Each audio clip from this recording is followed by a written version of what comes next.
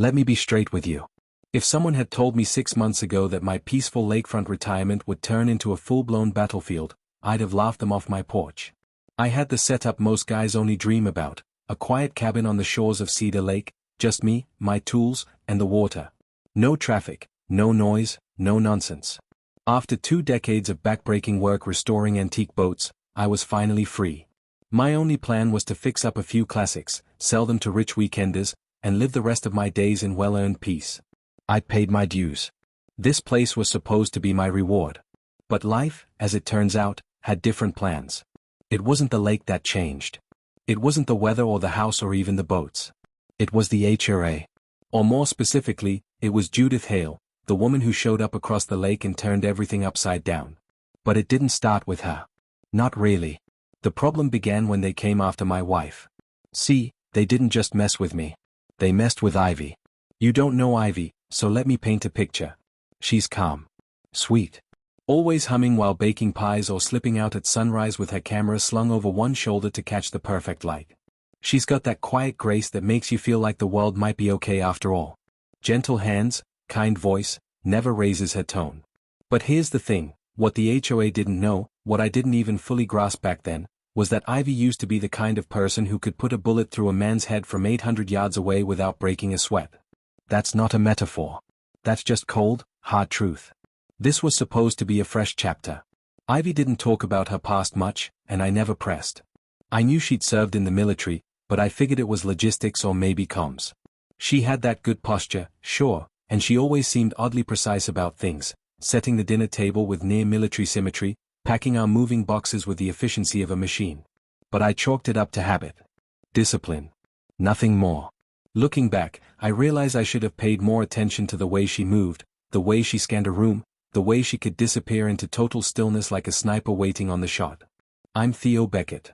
42. I thought I had life figured out. 20 years restoring boats will do that to a man. I knew tools. I knew wood grain and varnish. I knew how to spot rot and fix it before it spread. But people? People are harder. Especially the ones closest to you. The ones with secrets. I bought the cabin with my retirement money. 3 beat-up trucks full of furniture and mismatched boxes labeled in Ivy's neat handwriting rolled up to the property on a crisp spring morning. We unloaded everything ourselves, slow and steady. When we finished, we stood on the dock, arms around each other, looking out at the water. "This is it," I said. Ivy smiled. Not a big grin. Just that soft, knowing smile of hers. "This is home," she said. The cabin wasn't fancy. The roof needed new shingles, the dock was barely holding together, and the kitchen still had harvest gold countertops straight out of the 1970s. But the bones were solid, and the view?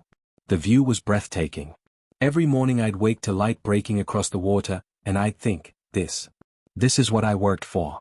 That first night, Ivy spent hours out on the dock with her camera. I watched her from the kitchen window as she stood motionless, waiting for the sun to dip just low enough to kiss the lake with fire. She barely blinked, making micro-adjustments to the tripod, checking the light meter like she was conducting surgery. It was mesmerizing, honestly. I didn't understand her process, but I loved watching her work. Sometimes I'd catch her staring out the window during storms, body still as stone, eyes sharp like she was reading the wind. The first time it happened, I found her standing by the glass at 2 in the morning during a thunderstorm, tracking the lightning like it meant something more. I asked if she was okay. She smiled and said she was just a light sleeper. That's what she always said. Only later would I come to understand what kind of sleeper she really was, the kind trained to wake at the sound of a safety clicking off. Ivy had scars, not the visible kind, but scars all the same. I should have seen them. Hell, maybe I did and just looked away. She'd deflect questions about her past with that same quiet smile. Different life, she'd say, then change the subject to osprey nests or reflections on the lake. And me? I let her. I had my own past, filled with mistakes and regrets I wasn't eager to dust off. We had peace, and that seemed enough. Until the HOA arrived.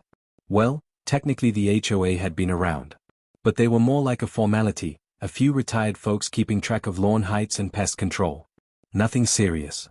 Then Judith Hale moved in. She came with money. That much was clear. 3 massive moving trucks.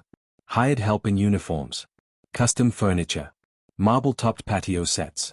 The whole 9 yards. Within 2 weeks, she was attending HOA meetings. Within a month, she was running them. She got herself elected president in what could only be described as a hostile takeover disguised as neighborly service. Suddenly, our sleepy little lakeside community was a miniature police state. Color-coded enforcement calendars appeared on bulletin boards. Violation slips started arriving like clockwork. Judith's reign was precise, brutal, and dressed in designer khakis. And no one was safe. First it was the dock. Ours apparently extended 6 inches past the allowed length per the HOA's newly interpreted guidelines. Then it was our garden gnome, yes, a garden gnome, which was declared non-compliant with approved lawn ornamentation aesthetics. Then came the wind chime. It was hung at a 15-degree angle. That was apparently enough to violate a clause regarding unapproved metallic sound-producing structures. I ranted. I fumed. I waved the violation slips around like they were wanted posters. But Ivy? She stayed calm. Too calm. She didn't get angry. She got curious. What time did they come by? She asked one day. Did they take photos? Which side did they approach from? At first, I thought she was just being thorough. But the questions were oddly specific. It felt practiced. Like she was running an op. It gave me pause, but I let it go. I should have asked more questions. One evening, I found her at the kitchen table with a notebook open. She was sketching something, looked like a rough map of the neighborhood. She was marking distances, angles, sight lines. I asked her what she was working on. Photography planning, she said. Trying to map out the best spots for sunrise and sunset shots. Seemed reasonable.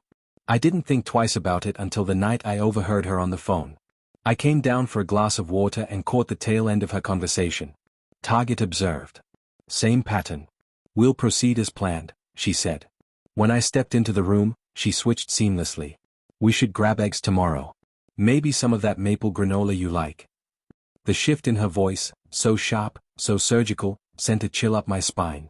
Then came the morning everything changed. I was in the garage, reorganizing my tools for the umpteenth time, trying to stay busy. Outside, voices rose, not yelling, but that brittle, too polite tone that always comes before something cracks. I looked out the window. There was Mr. Davenport, middle-aged, smug, self-important, always insisting on being called Mr. Davenport like he was royalty. He was standing way too close to Ivy down by the dock. He waved a paper in her face, another violation notice, no doubt, gesturing wildly and stepping closer with each breath.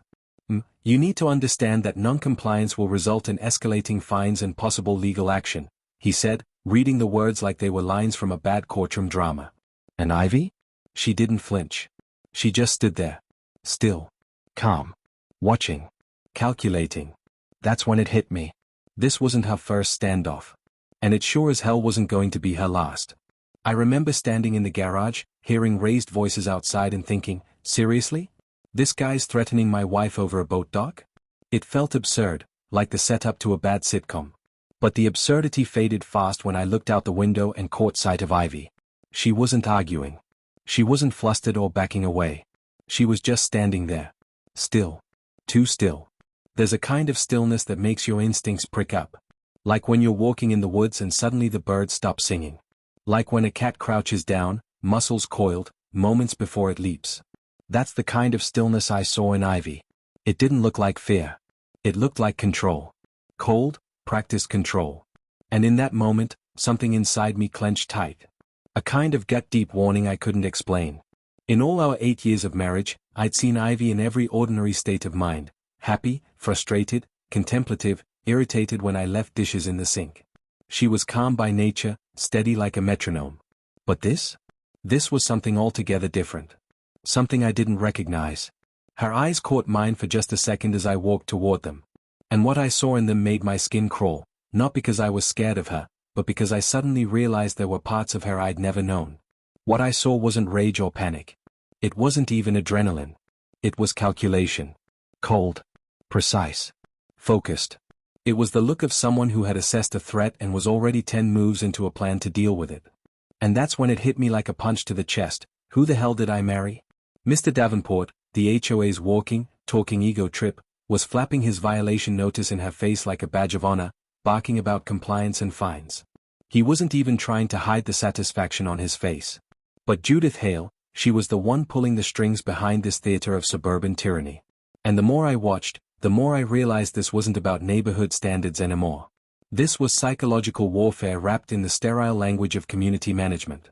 2 weeks later, they escalated. That's when he showed up. Mr. Davenport brought along a new player, a guy named Marcus, introduced as the HOA compliance specialist. Now, I'm not sure that's even a real job title. What kind of qualifications does it take to be a compliance specialist? A degree in being an overbearing jackass? But Marcus was something else entirely. He wasn't like Davenport. Where Davenport was bluster and puffed up ego, Marcus had a stillness of his own. But his was more clinical, almost predatory. Professional. He moved like a man who knew exactly what he was doing, and exactly how much it unsettled people when he didn't raise his voice, didn't blink, didn't look away. Later, Mrs. Rodriguez from 3 cabins down told me he'd cornered her on her porch, stood too close while talking in this low, almost gentle tone that somehow made his threats feel even more sinister. Told her she'd better remove her bird feeders or there would be consequences. She's in her 70s, uses a walker, and still shakes when she talks about it. And now he was here, on our property, stalking through our yard with that same dead-eyed expression, clipboard in hand, checking boxes like he was conducting an inspection for a military tribunal. They measured the distance between our vegetable beds and the property line. Photographed our mailbox from 3 angles. Used one of those telescoping sticks to measure its exact height. It was insane. And yet, they moved with the efficiency of people who had done this before. Many times. Ivy was in the kitchen when they showed up, making coffee. I noticed her glancing out the window. Not just glancing, watching. There's a difference. A person who glances looks out of curiosity. A person who watches, they're tracking. Monitoring. Studying. She stood behind the curtain, coffee forgotten in her hand, eyes following Marcus and Davenport with the same eerie focus she once used when watching storm clouds gather. At the time, I thought she was worried they'd trample the flower beds or mess up her bird feeders. I didn't realize she was conducting surveillance. Professional surveillance. She didn't speak. She didn't move. She watched. And when she finally moved, it was with surgical precision. She stepped outside, her tone polite, tight, and lead with steel. "Excuse me, gentlemen, could you explain what you're doing on our property?" she asked. Her voice had that surface sweetness she used when she was close to losing her temper, the one that warned you to tread lightly. And Marcus? He made a mistake. He stepped closer. You need to step back and let us do our job," he said, placing a hand on her shoulder. It was such a subtle gesture. A little push, a little pressure. But it crossed a line. "And Ivy?" She reacted. It happened too fast for my brain to catch up. One moment she was standing there, passive and calm. The next, Marcus was on the ground, his face twisted in shock, his arm pinned behind his back at an angle that made me wince just looking at it.